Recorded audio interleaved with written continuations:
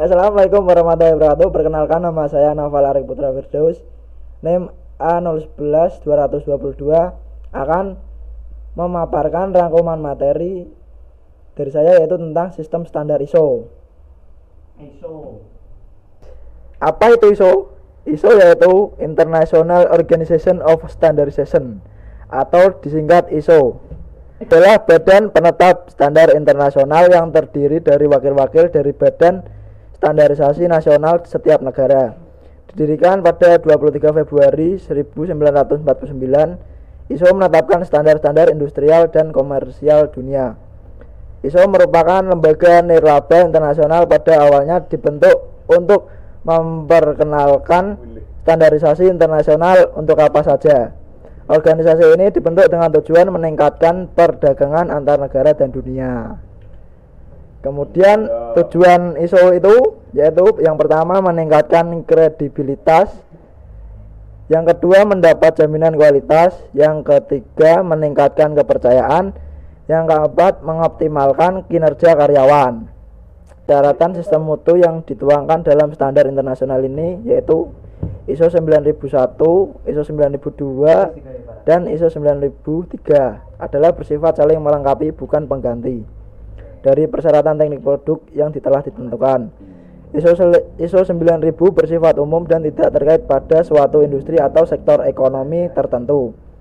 Standar internasional ISO merupakan organisasi yang anggotanya kurang lebih 90 negara dan memiliki kantor pusat di Rode Verlembe, Geneva, Switzerland.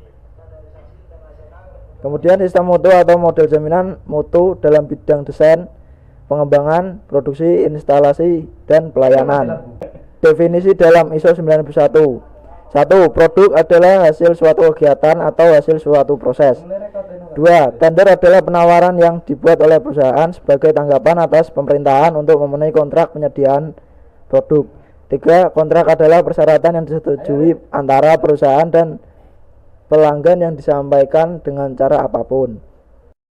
Ada 20 pasal dalam ISO 9001, yaitu yang pertama, tanggung jawab manajemen atau manajemen responsibility. Dalamnya yaitu kebijakan mutu, organisasi, tinjauan manajemen. Kemudian yang kedua, sistem mutu atau quality system, yaitu umum, prosedur sistem mutu, perencanaan mutu. Yang ketiga, tinjauan kontrak atau kontrak review. Yang keempat, yaitu pengendalian desain atau desain kontrol. Dalamnya mencakup umum, perencanaan desain dan pengembangan, keterkaitan berbagai fungsi organisasi dan teknis, memasukkan desain, keluaran desain, tinjauan desain, verifikasi desain, dan validasi desain. Kemudian yang kelima, pengendalian dokumen data atau dokumen and data control. Yang keenam, pembelian atau purchasing. Yang ketujuh, pengendalian produk milik pelanggan atau control of customer supply produk.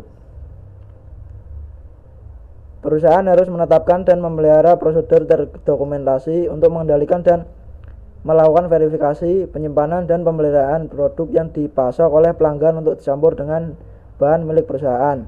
Kemudian yang kedelapan, identitas dan kemampuan telusur produk atau product identification and traceability.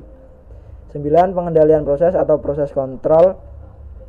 10. Inspeksi dan pengujian inspection and testing. 11. Pengendalian alat inspeksi, alat ukur, dan alat uji atau control of inspection, measuring, and test equipment.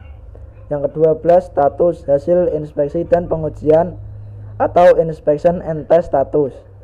Yang ke-13, pengendalian produk yang tidak sesuai atau control of non-conforming. 14. Tindakan koreksi dan pencegahan, corrective and preventive action. Yang ke-15, penanganan, penyimpanan, pengemasan, pengawetan, dan pengiriman atau handling, storage, packaging, preservation, and delivery.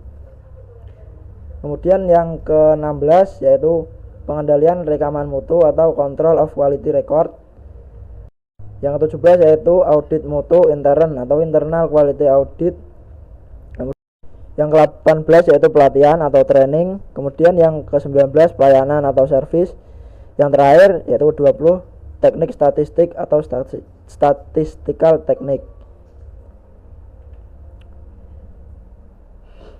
ISO 9002 merupakan sistem mutu atau model jaminan mutu dalam produksi, instalasi, dan pelayanan. Persyaratan dalam sistem ISO 9002 ini sama dengan persyaratan yang terdapat dalam ISO 9001 kecuali pengendalian desain atau non-applicable. Kemudian ISO 9002 sangat cocok untuk perusahaan jasa yang tidak memerlukan pengendalian desain seperti hotel, rumah sakit, asuransi, bank, lembaga pendidikan maupun laboratorium pengetesan. Beberapa contoh perusahaan penghasil barang yang memerlukan sistem standar ini adalah perusahaan cat, perusahaan sepatu, dan beberapa perusahaan dalam bidang industri kimia. Kemudian ISO 9003 merupakan sistem mutu atau model jaminan mutu untuk inspeksi air dan tes. Beberapa isi persyaratan yang terdapat dalam standar ini sama dengan persyaratan dalam ISO 9001 kecuali pengendalian desain, pembelian, pengendalian proses, dan pelayanan yang bersifat non-applicable. Kemudian berikut ini adalah contoh-contoh ISO 9004.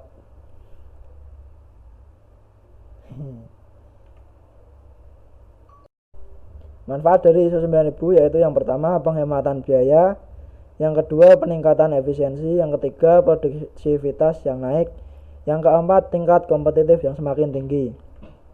Kemudian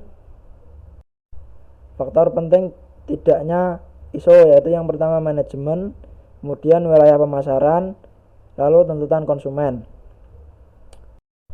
Kemudian kelebihan sistem ISO yaitu yang pertama sistem manajemen mutu ISO 9000 sangat antisipatif, ketat dalam hal prosedur dan dokumentasi, progresif dalam audit dan tindakan koreksi, serta dilengkapi dengan program sertifikasi.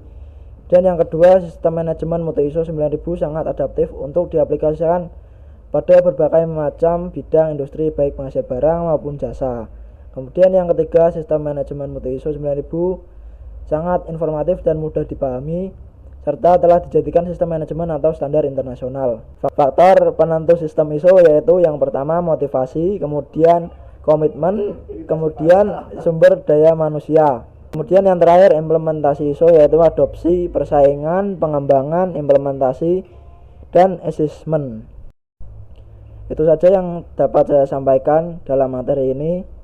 Apabila ada kesalahan saya mohon maaf. Wassalamualaikum warahmatullahi wabarakatuh.